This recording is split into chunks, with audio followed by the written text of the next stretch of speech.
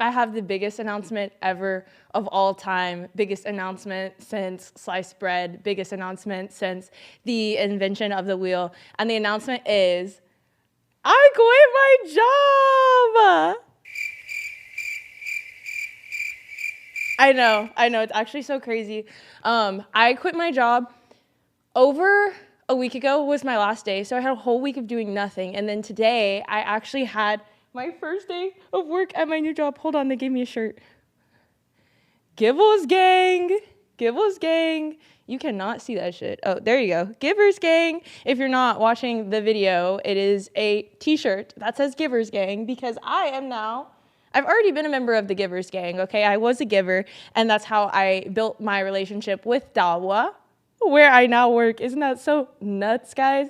I have worked with youth for the past 4 years. I've worked in a lot of positions. I worked starting at YMCA. I did summer camp. That was lit. I instantly got assigned to being the person in charge of the groups of 25-year-olds, because if you've ever been around 25-year-olds at once, that is a lot to handle. You need a very high energy individual with lots of patience, and I was that. So that's how I started working with youth. And then after that, I had a babysitting gig for millionaires. That was kind of weird and kind of freaky, okay? I really did enjoy the lavish life, okay? We were in a big house. Sometimes they asked me for assistance with errands, and I was paying their $7,000 a month rent for them and whatnot, paying their child's private school bills for $12,000 per semester, casually driving around their Texas Edition Suburban. It was fun.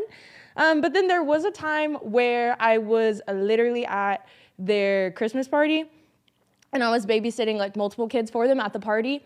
And I go downstairs to get some snacks, and I'm standing behind this group of affluent men, and they're having a conversation, and they're talking about how UT's what's the word I'm looking for?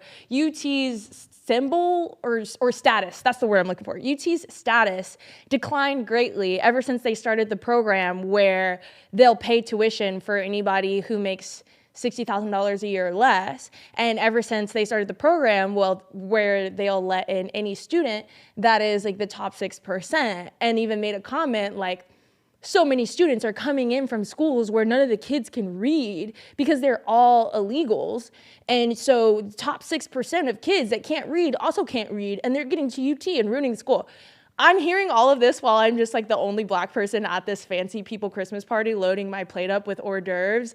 And I literally go to UT because I was in the top 6% with automatic admission, and because my tuition's getting paid by grants because I'm poor. And so I was just wow, this feels like Get Out. It's only a matter of time before someone's brain gets transplanted in my head. I need to get out of this job. I love illegal immigration, by the way. Get in here, twin.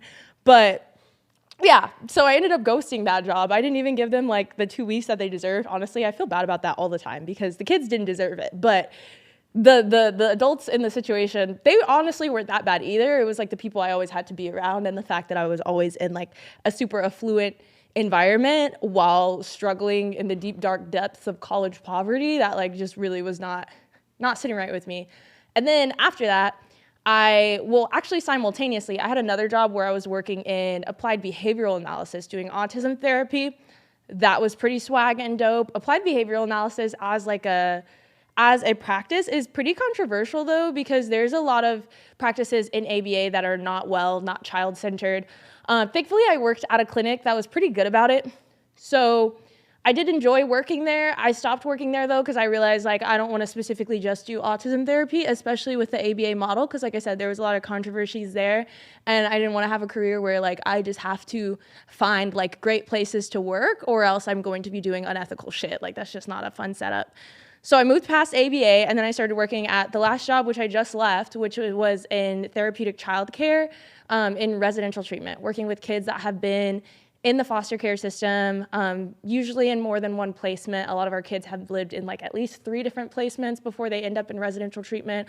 Also probably have been in a psychiatric hospital before they end up in residential treatment. All of them also 14 and under. Our kids ranged from, well, not my kids anymore, the kids there ranged from about 5 years old to 13 years old. So it was a really cool experience. I must say, I really enjoyed getting to build bonds with those children. I really enjoyed getting to work in an environment where we were practicing what I felt like could be the beginnings of what abolition looks like. Like, that is what I'm so thankful to that job for, because like we were dealing with high levels of aggression. Like, I've talked about this in past episodes. Like, kids are fully like biting me and leaving marks. I had like a black eye once from work. Like, these glasses, girl, they're always sliding down my face because they literally got intentionally stomped on and like dang near broken completely. Like, there was a lot that was going on there. But we used something called like trust-based relationship intervention and would respond to this aggression with like understanding and comfort in order to reduce it. Because we understood like where this aggression is coming from, which was poverty, neglect, and abuse. Not a side effect of that child being like a horrible person. So it was really cool to be able to work in an environment where we're actually addressing like the root causes of what in the future would be considered assault and crime, right?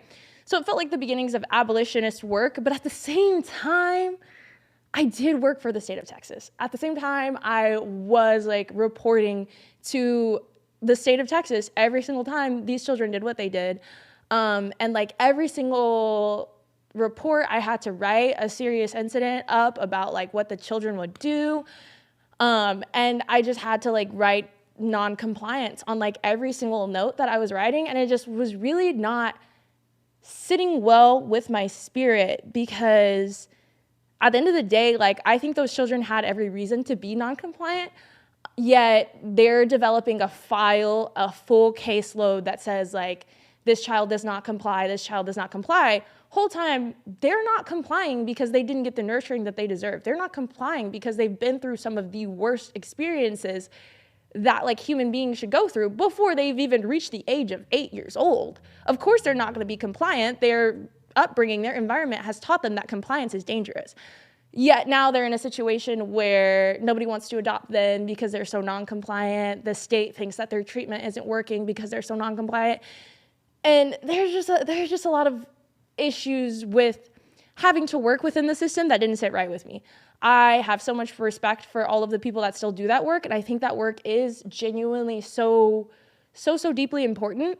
But I think my role and how passionate I am about abolition and creating new systems is to figure out a way to serve outside of that. And so that brings me to Dawa, because what Dawa does is like they're giving to the givers, right? That's their whole slogan. So now I get to work at a place where like the whole goal is trying to help the people that are still working in those systems. Like, as I was on my way out, I was telling all my coworkers like, hey, be on the lookout. In August and December, we're like doing a grant. I know you need money. I need money. We all work in this place where we're overworked and underpaid. So I'm so happy to be here at Dawa. It's really exciting. But what I really wanted to talk about when it came to careers is this whole theory that I have about like some toxic career pipelines, right? Because last episode I talked about how I ended up a sex worker because of just my life experiences. The fact that I lived in poverty, lived in an abusive environment, needed to get out of that environment fast, which means I needed quick money, which means sex work. And that's like the pipeline that a lot of young girls, women, and femmes fall into. So I wanted to talk a little bit more about that pipeline, as well as like the caregiving pipelines, because I feel like people haven't considered this much. But what am I talking about? I have a military family, right? So a lot of the men in my family have joined the military, starting back with my like great-grandfather, right? Shout out to the island of Guam, the Chamorro people. Half a day to all my Chamorros. Happy Asian Pacific Islander Heritage Month too, by the way. If you did not know, my family is indigenous Chamorro from Guam. I don't look it just because I'm also Latino and Black, but it's there, I promise. And it was way embedded in my upbringing. That was the family I predominantly grew up with, right? And so I heard about my great-grandfather's legacy all the time, even though like he wasn't really alive for most of my life. And a big part of his legacy is that he fought in World War II, and he was like a prisoner of war in Japan because he was living in the island of Guam, joined the Navy, the US Navy in Guam. If you don't know already, Guam is a US territory, so all of my family there at that point was already like, not US citizens, I don't think, but like US residents, because they lived on US soil. I don't really know how it worked out. All I know is that he joined the US military because there was already a naval base taking up half of our family's island. He was a prisoner of war in Japan. He finished the war, and then he got the GI Bill, got to move to Kansas, brought my whole family over to Kansas, and then eventually brought my family over to Texas. And that started a cycle of a lot of the men in my family joining the military, and that's also the case on like the black side of my family. My brother is currently in the military. A lot of my other family members have joined the military. And for all of these people, the main reason that they join the military is because they need access to things like benefits. They need access to things like housing. They need all of these like socialist forms of assistance that you don't get otherwise unless you are literally willing to give up your body and your life to the government, right? And so this theory that I have is that what the military does, as well as like other caretaking positions for women and femmes, I'm gonna get into that in a second, but for men, what the military does is it takes advantage of men that are really interested in, first of all, protecting their community and have like a strong sense of service. And then it also takes advantage of men that are like lower income and have a lot of needs, like needs for housing, needs for healthcare, needs for a stable future. And it brings them into a system that absolutely destroys them, okay? Because we have so many veterans that struggle with mental health problems. We have so many veterans that are homeless because they come back from war disabled and torn apart by what's going on. And it totally like sucks the soul out of these people, right? So that they can't be protectors in the same capacity that they once wanted to be before because they've been so disabled by war and the trauma of it, or they can't reintegrate in society into normal ways because they've gotten too used to the military lifestyle, which is so contrary to civilian lifestyle to the point where they have two different terms for it. If you didn't already know, military people literally call people that aren't in the military civilians because like they live so differently than them. Only something that I know from being raised by so many military people, right? And so I really think the reason that this is the case, like why this pipeline even exists, is because men that join the military have the most radical potential. Okay, that is my theory. Because a lot of these men that join the military, they're people of color that are some of the most oppressed by society, right? There was even actually a study that was done. I'm gonna look it up to fact check myself and include it on the screen, but I'm fairly certain there was a study that was done, or at least an article that was published about the idea that there are more like military people advertising joining forces and like predominantly people of color, like schools where the students are predominantly people of color, or in like lower income schools than there is in wider and higher income schools, right? Because they know like people that have more opportunities in life aren't as quick to jump to the opportunity to literally die for some healthcare and some housing, as opposed to someone that has nothing, right? And so it really takes advantage of like how much these people need and provides that source to them, but only in a way that forces them to be compliant with the system. Like I was saying with the kids that I used to work with, right? Like they're being pushed to be compliant when adults have done nothing to betray them, but betray them, right? And abuse them. They're still being pushed to be compliant by these new adults that they a lot of times hardly even know that well. Like I just worked at the last place that I worked for 6 months. I built some connection with those children, but at the end of the day, like I'm a random person that got assigned to be their caregiver. They don't know me, but they were forced to be in a situation where if they did not comply with everything I said and do so non-violently, then there's another report added to their track record that's gonna make it harder for them to get adopted. And by the way, if you didn't already know, like the kids that I used to work with in foster care that have had like 5+ placements, which is the majority of them, they have like a 90% likelihood of going to jail in the future. Like it's actually less likely that they would like leave the residential treatment center that I used to work at, go through their life and not end up incarcerated. That is far less likely than it is that they would end up incarcerated, right? Like that system was set up to fail them. And I do think like our system with the military is the same way. Like it's set up to where you join it and then by the time you're done there, you've got nothing left, right? You're disabled to the point where you can't really work, or you're disabled to the point where you can't connect with other people and be like a productive member of society that has connections and community anymore because of what you've seen and you've been through. And I think that was really done intentionally to stop certain people, like men that care about their community and are from marginalized communities, to thinking that non-compliance is okay, to thinking that another way of living is possible, straight sucks it all out of them. And I think the same is the case for caregiving roles for women and femmes, because for women, I come from a family of men that are all like in the military, and I also come from a family that has a few women in like caregiving positions, like childcare or just education straight up. And I really genuinely believe that the education system, like teachers and people like that, or even the jobs that I have, like the ones that were in special education or in like residential treatment, these people in these jobs are overworked, underpaid, and their need for connection and service to their community totally taken advantage of for the sake of removing their revolutionary potential.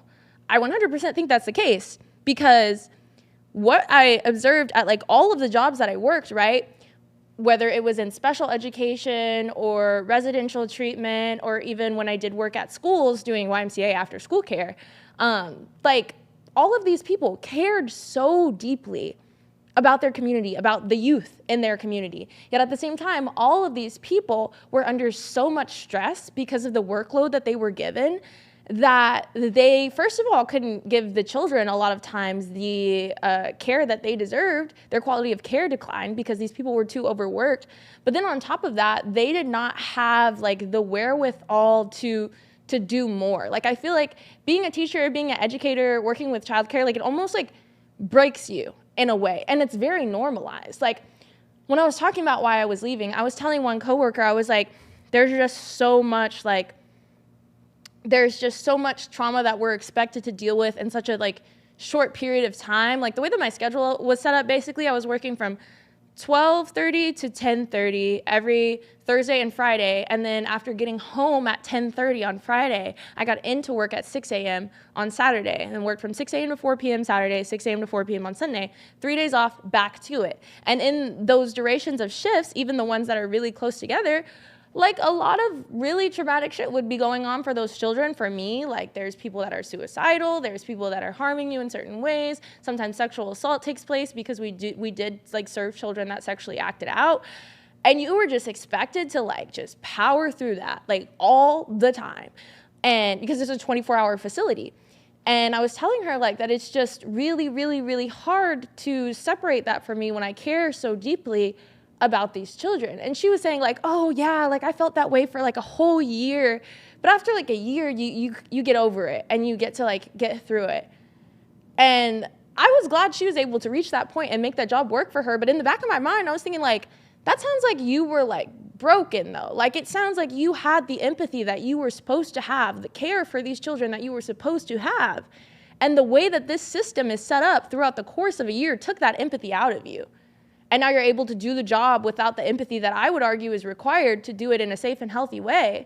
No shade to her at all. Like she's just doing what she has to do to get through her job. But like, it sounds like a part of the process is letting go of the empathy and care that you have for your community so that you can just keep being compliant and doing what you're supposed to do. I think it's the same case for like teachers too, that will complain about how, oh, like their first 1 year, 2 year, maybe even 3 years of teaching was like tragic. And then they stopped being so passionate about it and stopped caring a little bit too much and working more with a system. And then things got better for them. Like I genuinely think that's a process of selecting the people that would genuinely be like some of the best organizers in our community, right? Because if you think about it, teachers, they have to be able to like control a room. They have to be able to get the attention of multiple people. They have to be able to teach multiple people a different skill and teach it to them in different ways because everyone has an independent learning style. They have to be able to care so deeply. All of these things, traits that would make such an effective and powerful community organizer. But then these people with these traits get funneled into a system like the education system that is known for overworking and underpaying people to the point where they dang near hate their jobs, right? And so now all of these people that could have been potentially really great organizers, they're working in a system that doesn't actually like serve the purpose of like liberating individuals. Education is really supposed to be liberating, but then I live in the state of Texas where they're trying to put the goddamn 10 commandments on the walls of classrooms. Like, our education is not the most liberating, especially if you're working in a public school, right? But these people have to meet all of these certain quotas. They have to do standardized testing. They have to take care of all of these things that just prove to the system that gives them money that they're doing good at their job, and then they're not able to like give all of the heart where they're supposed to, because it's being drained out of them by like star testing and low budget, and it just stretches people so thin that they can't even do what they need to do. So that's my theory, and I'm sticking to it. I really do think that it's so unfortunate that it works this way, and I do think that it is by design. I don't think it's coincidental at all.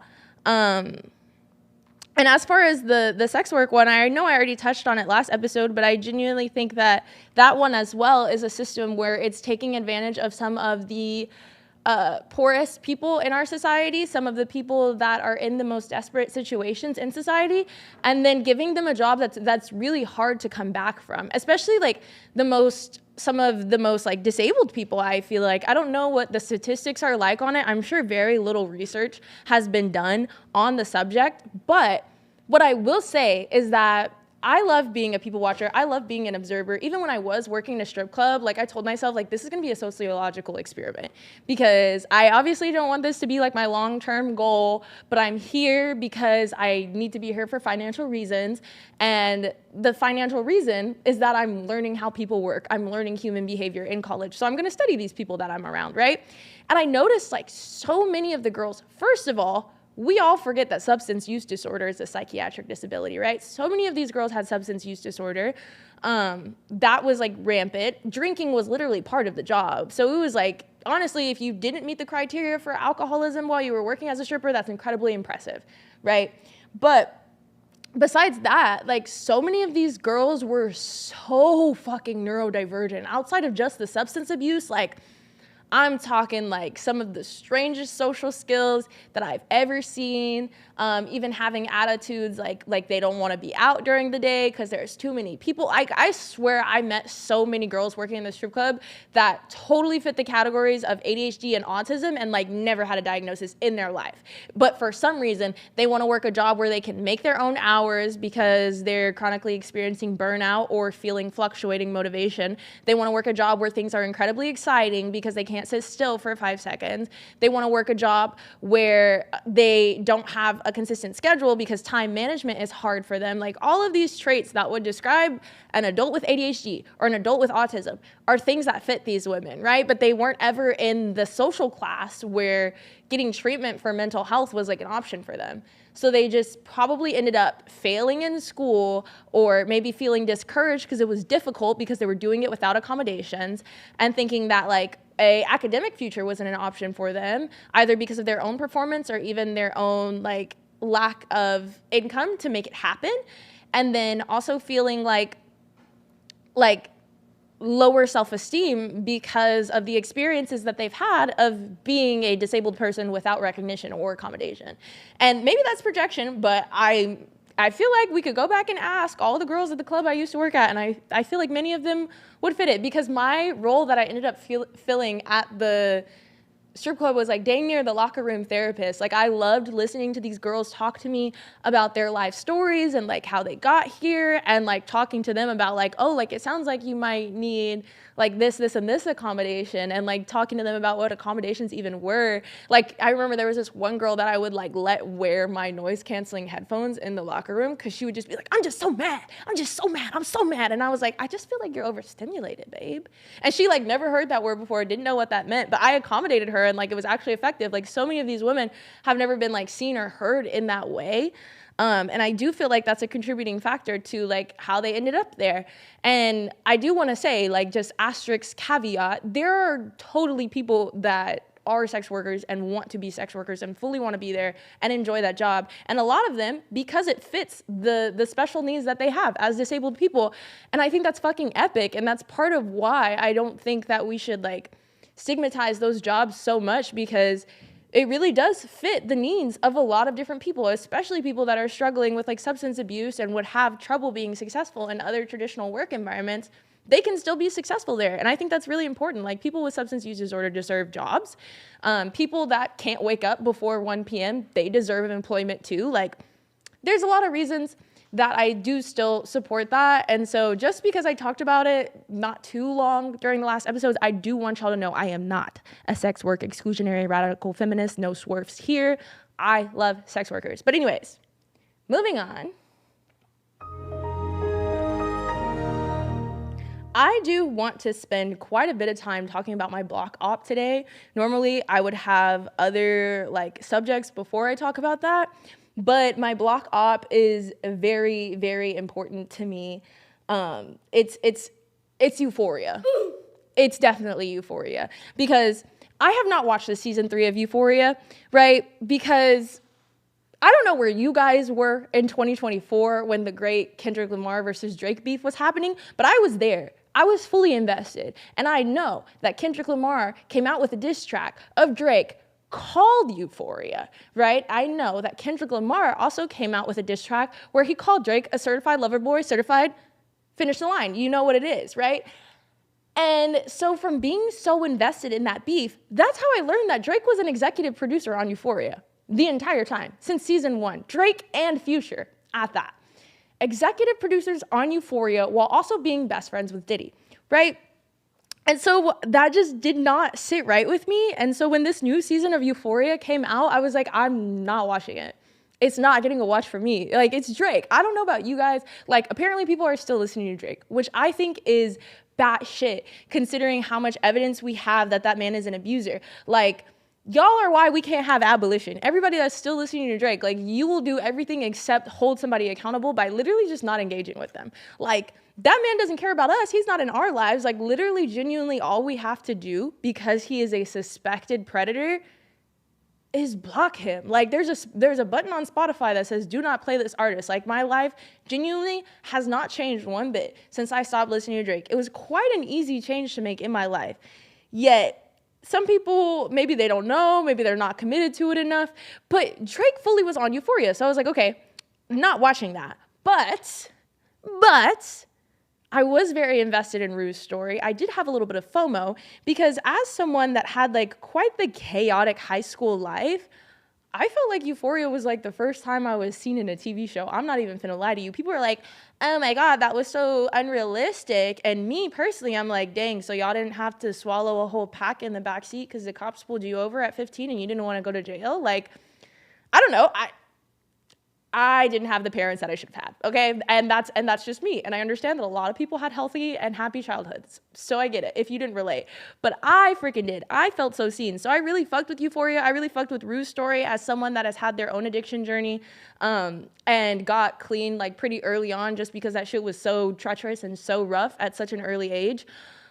So I fucked with the show, okay? I fucked with Rue as a character. So I was still trying to do my best to keep up online. I'm not even gonna lie to you. I was checking in on the interwebs, on TikTok. I was searching Euphoria every Euphoria Sunday so that I could secondhand know what's going on with their story, just to be so disappointed.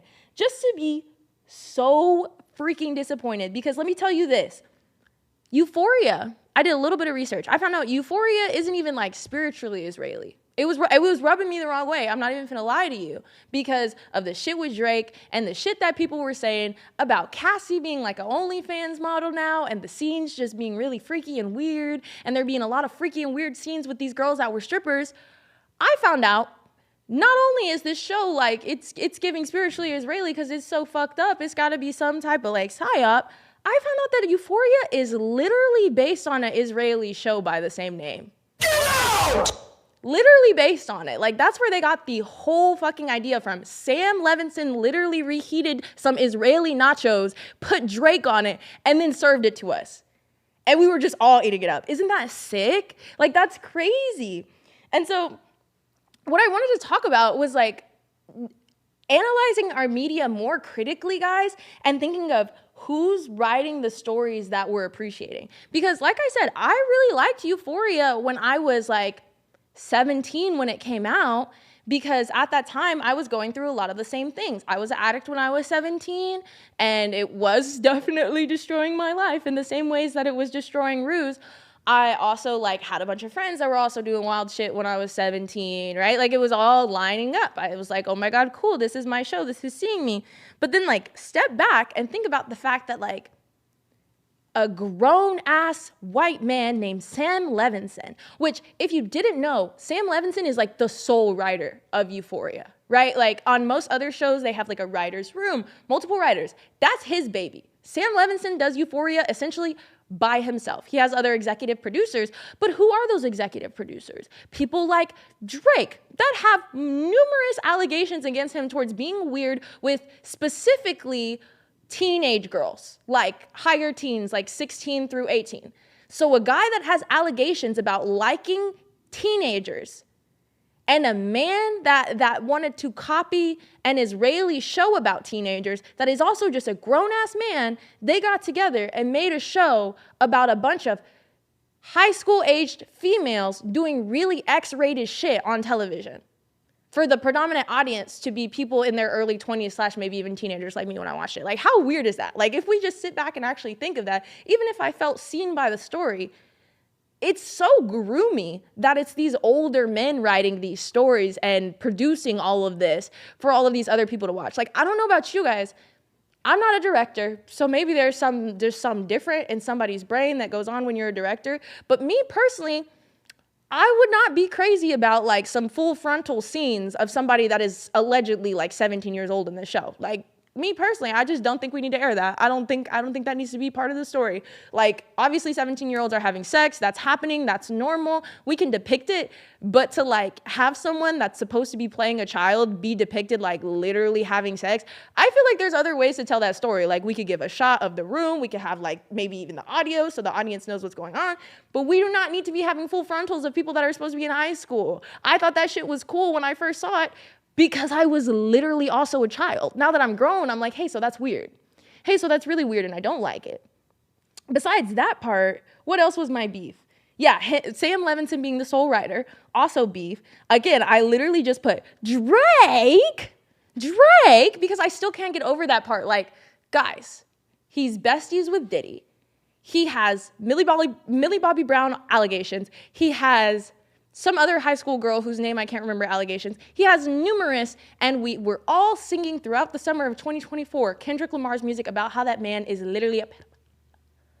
But we're watching his shows. That doesn't add up to me. I don't get it. I even thinking about like the storyline with the strippers and the sex trafficking. Like, I felt even more FOMO, right? When I found that out, I really wanted to watch it then, because I have direct experience working in a strip club, getting and like being around people that were victims of sex trafficking and finding out they had pimps. They had what they called gorilla pimps that were hurting them and trying to help them navigate those situations. Like, I've literally picked homegirls up from gorilla pimps and had to like drive off fast as fuck because that nigga's crazy and he's trying to hurt my bitch because she didn't have her money for him type shit. Like, that's an experience I had. So I'm getting FOMO, like, oh, I really want to watch the show. But then I remember, hey, it's Drake telling that story though. A guy who probably has experience in this situation as the sex trafficker rather than the sex traffickee. Or it's Sam Levinson writing about this. A guy who maybe has no experience at all or has the Holly Weird version of the experience where, again, he's the oppressor, not the oppressed person whose story is being told. So we need to be like really thinking about this when we're watching that type of media, because if the people that are being harmed by the thing that's being depicted aren't also the ones that are creating the media, then at that point, it's just trauma porn. At that point, it's just people getting away with the things that they would like to do behind closed doors and normalizing it. And you can't convince me otherwise. Like, this is literally Drake's fantasies. I'm convinced. And like, so many people have been using words like fetishy, because like the last episode that just came out, it was like fully giganticism fetish. Like, Cassie's just walking around being a giant woman in the city of Los Angeles and having her boobies out. And like, that's the whole first 5 minutes of the scene. And people are finally waking up and being like, oh my God, I got to turn it off. Yeah, because it's being produced by two weirdo men that started a show because they wanted to tell stories about 17-year-olds having a bunch of sex and doing a bunch of drugs. Like, yeah, it was weird from the jump. We were just too young to see it because we were being groomed. And now we're old enough to wake up. So I need all y'all to turn it off immediately, expeditiously. No more Euphoria Sundays. We're done, okay? We're not getting desensitized to this type of violence anymore. And on top of that, I do have suggestions for you, because I know, like, okay, maybe you like the drama, you like the media. Find some shit that's actually created by people that are impacted by it, like Pose, okay? I did research on Pose. I love that show. It's about like the ballroom scene in New York. Very dramatic, very good, very juicy. It's on FX. And I found out that Janet Mock, someone who is an executive producer on the show, she is a trans rights activist, trans woman, and executive producer. So we actually have people in the room that are affected by the issues that are being discussed, involved in the process of writing, instead of just like the oppressors that would be doing the issue at hand, right? On top of that, Stephen Canals, another executive producer on there, he's a queer Afro-Latino man. So like we have actual representation in the rooms where this show is being made that make sure the show is being made in a good way that is not just like exploiting the pain of an oppressed community like Euphoria is, in my opinion, okay? And on top of that, I do just want to add, I literally asked my friend, because I was damn near about to crack, okay? When I found out about this whole like human trafficking story arc and the strip club story arc, I have like such a craving for like strip club media because I'm not in it anymore. And I won't lie to you guys, like part of the reason why I don't work in the strip club anymore is because I'm like, well, that's not good for me. But I'd be lying to you if I said that shit wasn't fun as fuck. It was a great time. I do miss it sometimes. And I would love to vicariously live through some people on a TV show, yet it's rare to find like a depiction of that is like both accurate, sensitive to the trauma taking place, and involves like the oppressed people that it's talking about in its creation. Besides like Pose, for example. But I asked my homegirl, I was like, should I really watch this season? Because I knew she was watching it. And then she was like, and she wasn't even trying to be insulting when she said this, but she was like, it gives me the vibes of like Kill Bill. Like, you know the guy that made Kill Bill? I was like, bitch, Quentin Tarantino? Well-known Hollywood predator, Quentin Tarantino? It has those vibes. Like, that's an insult. Like, she's not as much of like a cinephile as I am, so she didn't realize what she was saying. But I was like, so what you're saying is it's creepy and it's weird, and like 20 years down the line, we're gonna hear from the main actresses about how the director was making them do weird shit that they didn't wanna do to fulfill their weird fetishes? Got it. I'm not watching it. I'm not watching it. Get out! I've been loving this button today. I'm sorry, guys, but like, They ask you how you are, you just have to say that you're fine when you're not really fine, but you just can't get into it because they would never understand. Anyways, the last thing I want to talk about with you guys for today is this baby doll dress controversy with Olivia Rodrigo, because one of my followers actually went on my podcast page at the Bloc podcast on Instagram, and they actually asked me to talk about this, and I like looked into it, and I actually doom scrolled a good hour past my bedtime exploring this, because actually I'm so conflicted about it. So if you're not in the loop, what the baby doll dress controversy with Olivia Rodrigo is basically like that Olivia Rodrigo wore a baby doll dress and like some knee-high boots to perform, and people are trying to argue, this is on topic by the way, because we were just talking about Drake, that she is trying to appeal to like the Hollywood PDF files by wearing a baby doll dress, right? But instantly I was like, y'all just are an alternative. Y'all just don't get it, because I would consider myself alt, you know, maybe like in the middle now. I'm kind of basic, but like I got a little edge to me. Okay, my hair is orange, but like in middle school and high school, I was like emo, pinche emo. Like it was really giving. Like, I want your things in my room, I miss you all of the, like I was in it, right? I was on Tumblr too, and so in my head I'm like, this is just normal, like grunge emo type look to wear a baby doll dress. I remember even like Courtney Love, like she was big for like baby doll dresses coming back into style, because if you didn't know, like I started researching like the history of baby doll dresses, because I just remember Courtney Love used to wear them all the time. If you don't know who that is, don't make me feel old, but she was like somebody that dated Kurt Cobain. Streets say she killed Kurt Cobain, but this is not a conspiracy theory episode, so we're gonna push past that point.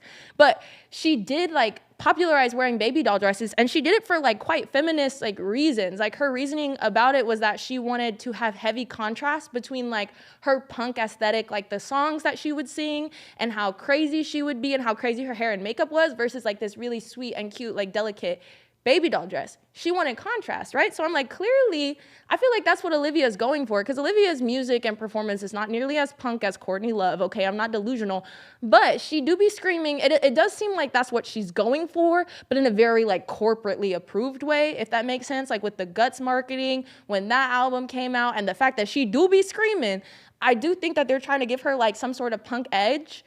but like a safe one, right? Not as out there as Courtney Love. So in my head, I was thinking like, clearly that's what she's doing. Like, it's not problematic. And then I was gonna stop there, but then the wheels kept turning. And I was like, you know who else has this baby doll aesthetic? Lana Del Rey. And then I was like, yeah, see, it's normal. And I thought for 5 seconds longer about Lana Del Rey's digital footprint.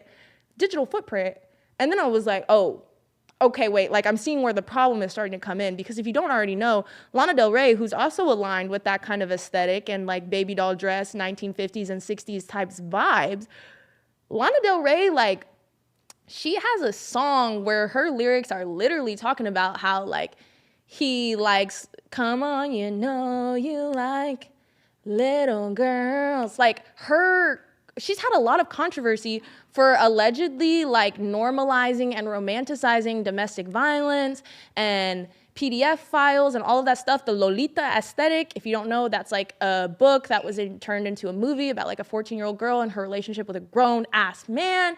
It's sick shit. And people try to argue in Lana's defense, well, like, she was going through that herself, and that's her way of trying to, like, express what she's been through. Sure, Jan. That's fine, that's cool. But we cannot deny the impact that it had on Tumblr, okay? Because what came out of that is what we would call the coquette aesthetic today, you know, like all those frills and the bows and stuff, what a baby doll dress might fall into. It used to, back in the day, in the early deep dark times of the internet, be called nymphette aesthetic. Yeah, the people that did the nymphette aesthetic would literally romanticize the Lolita movie and literally make tutorials for underage girls of how to attract older men. Bombastic side eye. Criminal offensive side eye. So even, not me not realizing how long my soundboard was, but even like, given the fact that like Courtney Love did that shit normally and wore baby dresses normally, and given the historical fact that like baby doll dresses did not start for babies, like the name baby doll might be confusing, but baby doll dresses started as like feminist lingerie in like the 60s, right? Because women always had to wear corsets all the time, even as pajamas. And so designers were like, wait, no, like we need women to be comfortable, and created that hemline that cuts off right under the titties and then just like flows out for women to have comfort. And they cut the hemline super short because like that was feminism in the 60s, like having your little cheeks out, showing some leg, because you're a woman and you're allowed to do that now. Because, you know, before that, they literally had laws related to how long shit had to be. So a baby doll dress was like a very rebellious and feminist thing to wear. That's how it started. That's how it was when Courtney Love did it. But then when Lana Del Rey was doing that shit and the weirdos got a hold of it, it did turn into a very strange and deranged thing. So basically what I'm saying is, I do not fucking know how to feel about the fact that Olivia Rodrigo is wearing one. I really don't think it's the biggest deal in the world, and I really think it's kind of ridiculous that that's the battle the internet is choosing to fight when, you know, like I just spent all this time talking about Drake and Euphoria, yet nobody knows that he's an executive producer on Euphoria. Like, I feel like we need to maybe put a magnifying glass on that and maybe like cancel like people fucking with HBO Max fucking with Euphoria rather than like a style choice that Olivia Rodrigo made that could really be very inconsequential. Because like, if you go on Pinterest right now, look at baby doll dress, you can see adults wearing normal ass, like non-child fetishizing ass outfits with baby doll dresses. The outfits that I've seen Olivia Rodrigo in, they look pretty mature and adult. Like, I don't really look at that and think like, oh, they're trying to look like a kid. Like, I do think that people are stretching it a little bit, but I think people are stretching it within reason because, again, that whole nymphette Tumblr thing did very much happen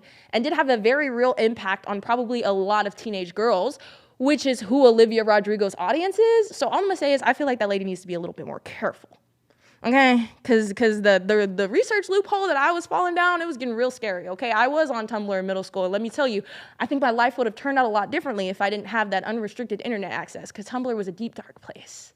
Okay, deep dark place. I was seeing so many Lana Del Rey songs too when I was just looking up videos of girls wearing baby doll dresses.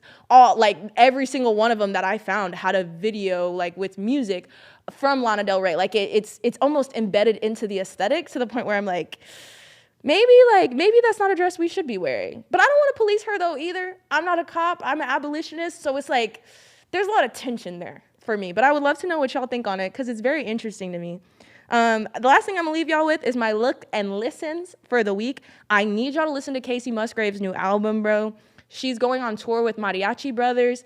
And I just think it's so fucking awesome because she is a white country artist, right? But she is actually doing like cultural appreciation in the way that it needs to be done. Like, I swear to God, every time I listen to Uncertain Texas, I feel like all that bitch is missing is a grito, like a pinche, like that's, it's so Mexican. It's so spiritually Mexican when you listen to that song by that white lady. And she fully owns that. She fully credits the Mexican artist that she got inspiration from. And she says, like, that is what Texas is supposed to sound like. Because that is, like, the majority of our population in Mexico. People of Latino, Hispanic, Mexican heritage. So I love that she's actually paying homage to them. And she's taking the Mariachi Brothers on tour. If you don't know about those kids, they were put in ICE detention shortly after literally winning an award for their mariachi music from their school district. So they're released now, and she's taking them on tour to give them the artistic recognition that they deserve, and hopefully like repair some of that trauma through a beautiful opportunity. So I love that. Listen to the album. My favorite tracks are Uncertain Texas and I can't remember the name of the second one, but Uncertain Texas is like the best one. So just go ahead and start with that one. Vince Staples, he came out with a song called Blackberry Marmalade, which is a single for his album that's coming out next month. It's called Crybaby. I'm so excited. It's going to be so political. I'm going to end up having to make an entire episode or YouTube video about it because I love Vince Staples and the way that he uses his art to express like political thoughts. If you haven't listened to his album Dark Times, listen to it. It got me through so much shit. The song Little Homies, really good. And then, watch Pose, like I said earlier, instead of Euphoria if you want some drama, because the adults experiencing the drama are adults, first of all. So watching them experience the things that they're experiencing is a little bit more age appropriate. And there's also representation of like trans and queer people in the production rooms. So it's actually way better. And no Drake involved. Heavy on that. No Quentin Tarantino vibes. Heavy on that. And then a book that I want to recommend y'all, because I was talking about military a little earlier. I'm almost done with it, and it is so good. It is called If I Die in a Combat Zone, Box Me Up and Ship Me Home by Tim O'Brien. It's his perspective of being deployed into the Vietnam War as someone that did not want to go and was drafted, as someone that wanted to literally like draft dodge but didn't have the guts to do it and just had to live with the fact that he was involved in some pretty lethal and disgusting shit that the US government did.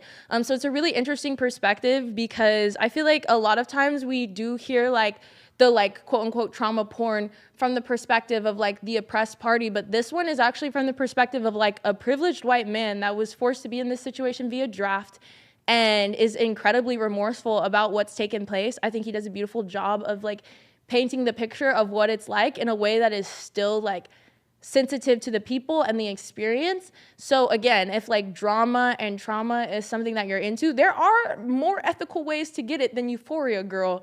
So if you like to read, or if you even like an audiobook, If I Die in a Combat Zone, Box Me Up and Ship Me Home. But that's all I got for y'all, chats. My time is up. Did you guys like it? If you did fuck with the episode, I would love for you to rate us 5 stars on Spotify. You can also listen to this episode on Substack, and you could even pay to subscribe there. I'm also making a Patreon now that this is my full-time job, this social media madness. So check the description below if you want to support me on Patreon and get some extra stuff every single month, like some extra videos, maybe even a live. Oh my God, that would be so cool, right? You can also check out my Instagram at Angel from the Block and the Block Podcast, and you can check out my TikTok at Angel from the Block. Thank you so much for rocking with me this week. I hope you enjoyed the episode, and please let me know what you would like to hear me talk about. Pause. Please let me know what you would like to hear me talk about next time, guys. Thank you so much. Bye.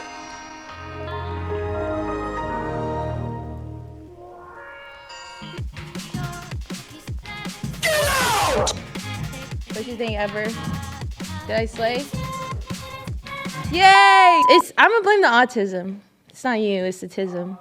You can spam the button until he leaves. Oh, okay.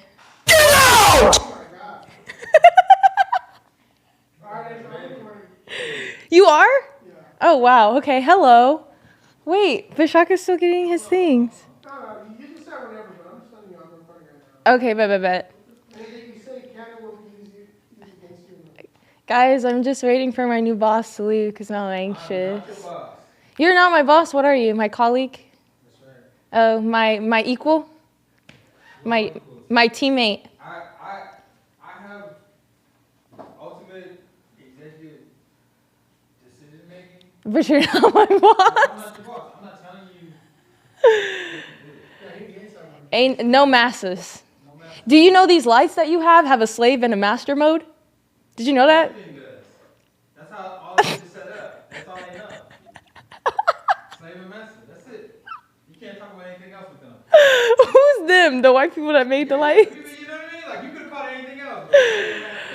Oh my god. Call this shit. Damn. Slave and master mode. I mean, High five again. It's horrible. All right. Bye. Bye, Shaka.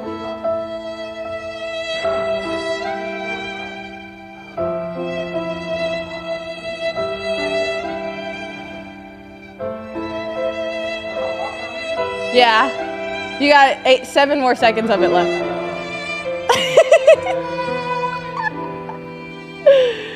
OMG.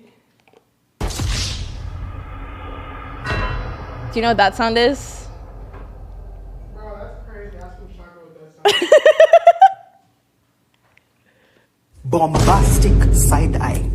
Criminal offensive side eye. Do you understand? I gotta memorize where all my stuff is at. I only have negative ones. I need some like celebratory buttons. No, I should have that one. I don't have any cheering or nothing. Bye, Shaka.